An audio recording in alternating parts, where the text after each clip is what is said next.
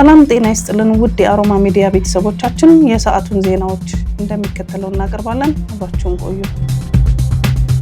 በሚያንማር የወንጀል ካምፕ የሚመራ ቤተሰብ አባላት የሆኑት 11 ሰዎች ሞት ተፈረደባቸው። የቻይና ብሔራዊ ጣቢያ እንደዘገበው ሚንግ የተባለው ቤተሰብ በርካታ አባላት ጥፋተኛ ሆነው ተገኝተዋል። አብዛኞቹ የዓመታት እስራት ተፈርዶባቸዋል። ሚንግ ፋሚሊ የተባለው ቤተሰብ በሚያንማር ራስ ገዝ አስተዳደር ስር የምትገኘውን ላውካይንግ ከተማ ከሚያስተዳድሩ 4 ጎሳዎች መካከል ይገኙበታል።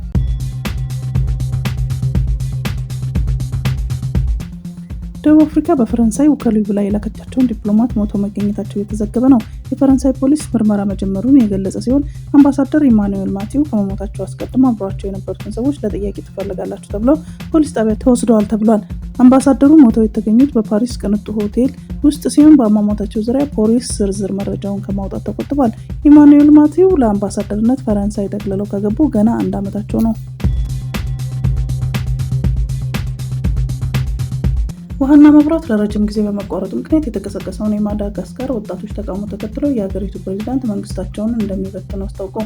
ፕሬዝዳንቱ አንድሪ ራጆሊና ሰኞ ዕለት በብሔራዊ ቴሌቪዥን በተላለፈው ንግግራቸው መንግስት አባላት የተሰጣቸውን ስራ አላከናወኑም እንደሆነ ለዚህ እውቅና እንሰጣለን፣ ይቅርታም እንጠይቃለን ብለዋል። ጀንዚ በመባል የሚጠሩ በሺዎች የሚቆጠሩ ወጣቶች የአዲሱ ትውልድ አባላት በተቃውሞ ሰልፍ የሀገሪቱን ከተሞች ማጥለቅለቅ የጀመሩት ባለፈው ሳምንት ሐሙስ ዕለት ነበር።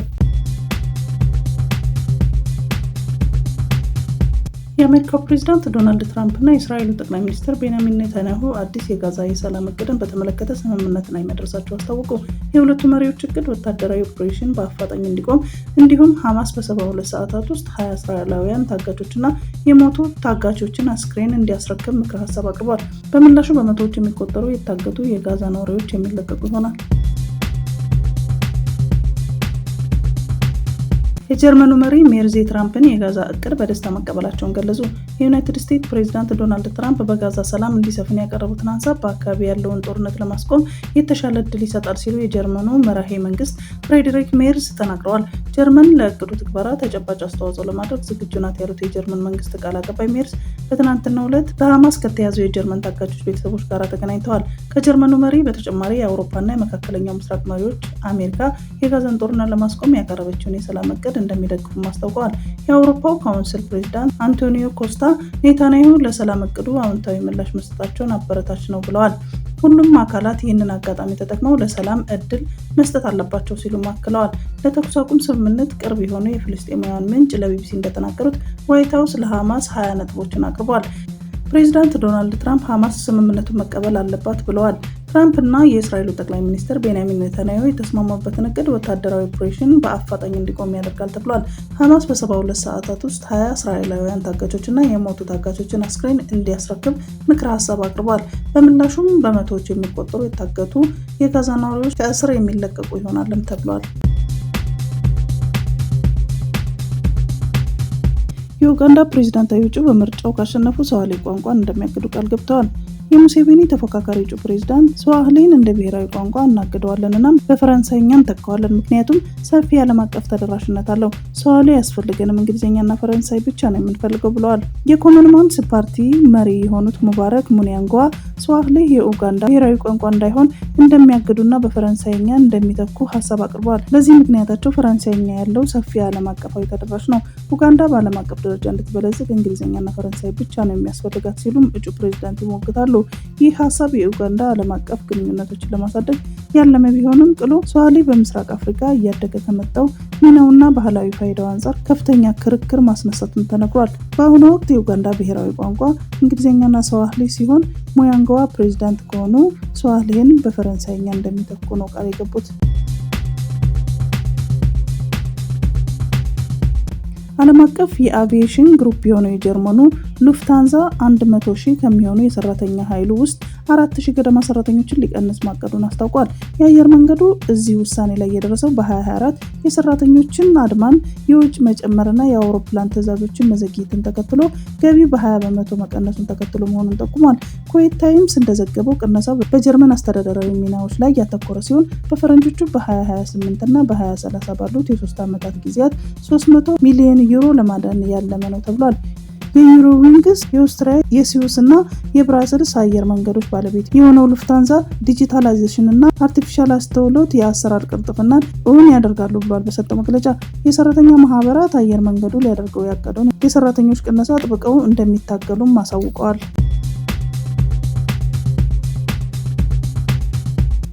ዩቲዩብ በአሜሪካ ፕሬዝዳንት ዶናልድ ትራምፕ የቀረበበትን ክስ ተከትሎ የ24.5 ሚሊዮን ዶላር ካሳ ለመክፈል መስማማቱን የአሜሪካው የዜና ወኪል ኒውስማክስ ዘግቧል። ባለቤትነቱ የጉግል ኩባንያ የሆነው ዩቲዩብ በፈረንጆቹ በ2021 በምርጫ ማግስት በዋሽንግተን ሁከት በተነሳበት ማግስት የዶናልድ ትራምፕን አካውንት ለቀናት ዘግቶ እንደነበረ ይታወሳል። በተመሳሳይ ከዩቲዩብ በተጨማሪ ኤክስ እና ፌስቡክም የፕሬዝዳንቱን አካውንት በጊዜያዊነት ማገዳቸው ይታወቃል። ይህንንም የኩባንያው ውሳኔ ተከትሎ ፖለቲካዊ መድሎ ተፈጽሞብኛል የሚል ወደ ፍርድ ቤት ያመሩት ዶናልድ ትራምፕ ኩባንያዎቹ ላይ የጥፋተኝነት ውሳኔ ማስወሰን ችለዋል። በዚህም ጥፋቱን አስቀድሞ ያመነው ዩቲዩብ የ24.5 ሚሊዮን ዶላር ካሳ ለመክፈል መስማማቱን የገለጸ ሲሆን በተመሳሳይ ኤክስ እና ፌስቡክ ፍርድ ቤት የሚወስንባቸውን የገንዘብ ካሳ ለፕሬዝዳንቱ እንደሚከፍሉ ይጠበቃል።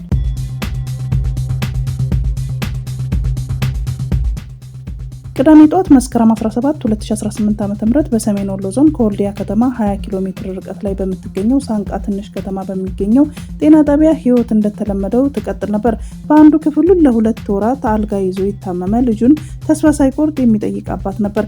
በሌላ ክፍል የታመሙ ልጆቻቸውን ደግሞ በጤና ለማየት ሌት ተቀን የሚተጉ እናትና አባት ነበሩ። በመዋለጃ ክፍል ደግሞ አንዲት ነፍሰ ጡር እናት አዲስ ህይወት ወደዚህ ምድር ለማምጣት ምጥ ይዟት ትታገል ነበር። የጤና ባለሙያዎችም የህይወትና የሞት ሽረት በሚደረግባቸው ክፍሎች ውስጥ የሰው ኃይል ለማትረፍ እዚህ እዛ ይሉ ነበር። ከቀኑ 6 ሰዓት ሲሆን ግን ይህ ሁሉ ተስፋና ትግል በአንድ ቅጽበት ተለወጠ። ሰማዩ የህይወት ብርሃንን ሳይሆን ሞት አዘነበ። ያልታወቀ ድሮን በታካሚዎቹ ተኝተው በሚታከሙበት ክፍል 5 ላይ አረፈ። ከዚያ በኋላ የሆነውን ከጥቃቱ የተረፈችው አንዲት የጤና ባለሙያ ባልደረባ እንዲህ ታስታውሰዋለች። ምንም ራሴን አላውቅም። መሬት ተሰንጥቆ የዋጠን ነው የመሰለን። ከጎኔ የነበሩት ሲወድቁ እኔን እግዚአብሔር ነው የከለለኝ። ፍንዳታው አካባቢውን አናወጠው። የፈነዳው ጤና ጣቢያ ውስጥ ቤተሰቦቻቸው የነበሩ ሰዎች ልባቸው በፍርሃት ተውጦ ወደ ስፍራው ሲሮጡ ያዩት ትዕይንት ዘግናኝ ነበር። በደመ ነፍስ ነበር ይላል አንዱ የዓይን እማኝ ለቢቢሲ ዘጋቢ ሲናገር። የደማውም የታመመውም እየተዛዘለ በፍርስራሹ ሲወጣ ሳያየሁትን ማመን አቅቶኝ ነበር። በፍርስራሹ ውስጥ የሰው ህይወት ለማትረፍ በተደረገው ግብግብ 4 ሰላማዊ ሰዎች ግን ሊተርፉ አልቻሉም። አይናቸው እያየ የስራ ባልደረቦቻቸውና ታካሚዎቻቸው ሲሞቱ የተመለከቱ የጤና ባለሙያዎቹ የሟቾች ታሪክ በሀዘን ይናገራሉ። 3 ልጆቻቸውን ሲያስታምሙ የነበሩ ወላጆች ነበሩ። አንደኛው እናት፣ ሌላኛው አባት እና ለ2 ወራት የታመመው ልጁን ሲጠይቅ የነበረው ያ ተስፈኛ አባት የልጆቻቸውን ህይወት ለማትረፍ መጥተው የራሳቸውን ህይወትም አጡ።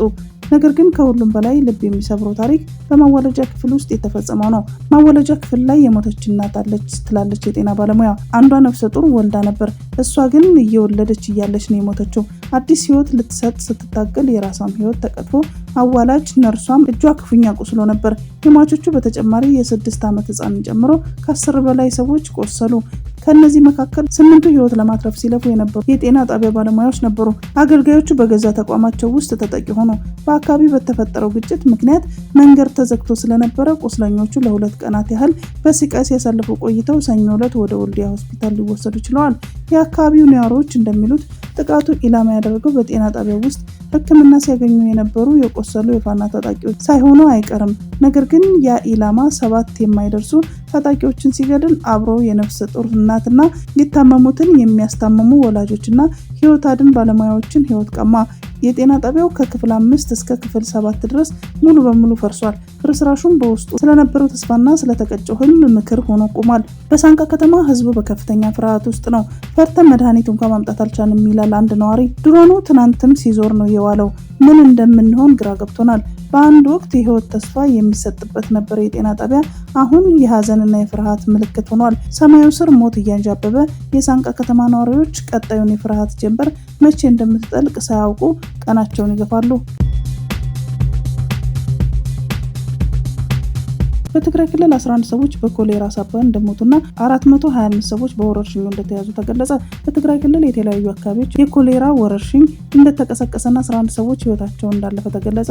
የትግራይ ክልል ጤና ቢሮ የህብረተሰብ ጤና የድንገተኛ ክፍል አስተባባሪ መብራቱም ሀፍተ ለቢቢሲ እንደገለጹት ከሐምሌ 19 ቀን 2017 ዓ.ም አንስቶ በክልሉ የኮሌራ ወረርሽኝ ታይቷል። የአማራ ክልል ዋግምራ ዞን አዋሳኝ በሆኑ አካባቢዎች ሰለዋና ሳምረ በተባሉ ወረዳዎች ወረርሽኙ እንደተጀመረም ተናግረዋል። በዋግምራ በሽታው እንዳለ ሰምተን ነበር።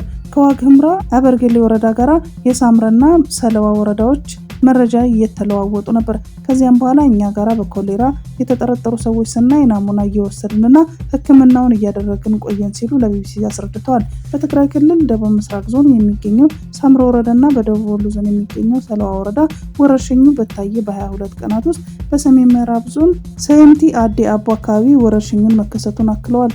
እስካሁን ባለ መረጃ ወደ 425 ሰዎች ታመዋል፣ 11 ሰዎች ህይወታቸው አልፏል ሲሉም ተናግረዋል። ኔታንያሁ በትራምፕ የሰላም እቅድ መስማማታቸውን የአሜሪካ ፕሬዝዳንት ማረጋገጣቸው ተነገረ። የዩናይትድ ስቴትስ ፕሬዝዳንት ዶናልድ ትራምፕ ጠቅላይ ሚኒስትር ቤንያሚን ኔታንያሁ በጋዛ ሰላም ለመፍጠር ባቀዱት እቅድ ሰኞ በዋይት ሀውስ ያደረጉትን ስብሰባ ተከትሎ መስማማታቸውን ገልጸዋል። ትራምፕ ከተኩስ አቁም ስምምነቱ በኋላ አሜሪካ በእስራኤል ደህንነት ላይ ተሳታፊ እንደምትሆንም ተናግረዋል። ፕሬዝዳንቱ ስምምነታቸውን በሐማስ ተቀባይነት ካገኘ በህይወት ያሉና የሞቱ ታጋቾችን በሙሉ ወዲያውኑ እንደሚለቁም ተናግረዋል። ትራምፕ የእስራኤልና የሐማስ ጦርነትን ለማስቆም እቅዳቸውን ይፋ አድርገዋል። በተለይ የእስራኤል ይህንን ስምምነት በይፋ በተቀበለችው በ72 ሰዓታት ውስጥ በህይወት ያሉና የሞቱ ታጋቾች በሙሉ እንደሚመለሱ መግለጫው አስታውቋል። የተለቀቀው መግለጫ ጋዛ ለጎረቤቶቿ ስጋት የማይፈጥር ከአሸባሪነት የጸዳች ቀጠና ትሆናለች ሲሉም ክልሉ ከበቂ በላይ መከራ ለደረሰባቸው የጋዛ ዜጎች እንደገና ይገነባል ብሏል። ሁሉም ወገኖች በዚህ ሀሳብ ከተስማሙ ጦርነቱ ወዲያውኑ ያበቃል። ሁሉም ታጋቾች ከተመለሱ በኋላ በሰላም አብሮ ለመኖርና መሳሪያቸውን ለማስፈታት የተወሰኑ የሐማስ አባላት ምህረት ይደረግላቸዋል። ጋዛን ለቀው ለመውጣት የሚፈልጉ የሐማስ አባላት ወደ ተቀባይ ሀገሮች በሰላም እንዲገቡ ይደረጋል ሲሉ መናገራቸውን የዘገበው ጀሩሳሌም ፖስት ነው።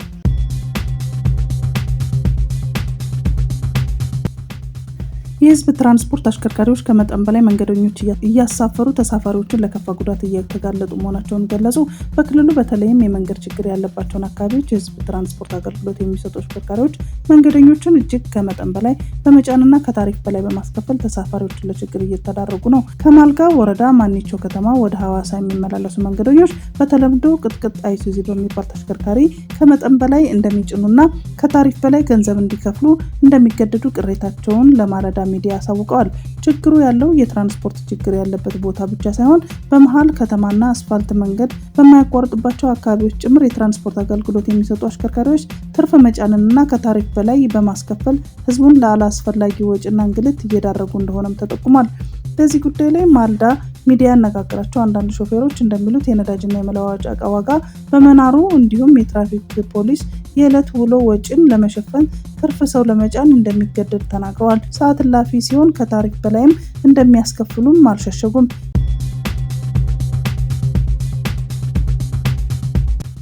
የኤርትራ ውጭ ጉዳይ ሚኒስትር ኦስማን ሳላህ የኤርትራ ወደቦች ለውጭ ሀገራት ወታደራዊ ወይም የባህር ኃይል ጣቢያነት ክፍት እንዳይሆኑ ሰሞኑን ኒውዮርክ በተካሄደው የወደብ አልባ አገራት ስብሰባ ላይ አስታውቀዋል። ኦስማን በወደብ ዙሪያ የውጭ ሽምግልና ፖለቲካ ተቀባይነት እንደሌለውና በሕግም አስፈላጊ እንዳልሆነም ገልጸዋል። ወደብ የማግኘት ጉዳይ የንግድ ጉዳይ እንጂ ፖለቲካ ወይም ወታደራዊ ጉዳይ አለመሆኑን የገለጹት ኦስማን የኤርትራ ወደቦች ለንግድም ሆነ ለሎጂስቲክ አገልግሎት መጠቀም የሚቻለው በኤርትራና ኤርትራ በምትመርጣቸው አጋሮች መካከል በሚደረግ ቀጥተኛ ድርድር መሆኑን ተናግረዋል። ኤርትራ በወደብ የንግድ አገልግሎት ዙሪያ በእኩልነትና ፍትሃዊ መርሆች ትብብር ለማድረግ ዝግጁ መሆኗንም ኦስማን አረጋግጠዋል ስትል ዋዜማ ዘግባለች። የእስራኤል ጠቅላይ ሚኒስትር ቤንያሚን ኔታንያሁ በሀገራቸው በዶሃ የሐማስ መሪዎች ላይ ባደረሰችው ጥቃት በኳታር ዜጋ ለፈጸመችው ግድያ ኳታርን ይቅርታ ጠየቁ። ኔታንያሁ የኳታርን ሉዓላዊነት በመጣስ ለፈጸመችው ድርጊት የኳታር ጠቅላይ ሚኒስትር ሼክ መሐመድ ቢን አብዱራህማን ቢን ጃሲም አልታኒን ይቅርታ ጠይቀዋል። እስራኤል ዳግም እንደዚህ አይነት ጥቃት እንደማትፈጽም ጠቅላይ ሚኒስትር ቤንያሚን ኔታንያሁ ማረጋገጣቸውን አልጀዚራ ዘግቧል። የኳታር ጠቅላይ ሚኒስትር ሼክ መሐመድ ቢን አብዱራህማን ቢን ጃሲም አልታኒ የአሜሪካ ፕሬዝዳንት ዶናልድ ትራምፕ እና ኔታንያሁ በዋይት ሀውስ በተገናኙበት ወቅት በጋራ ባደረጉት ጥሪ ይቅርታውን እንደተቀበሉ ዘገባው ጠቁሟል።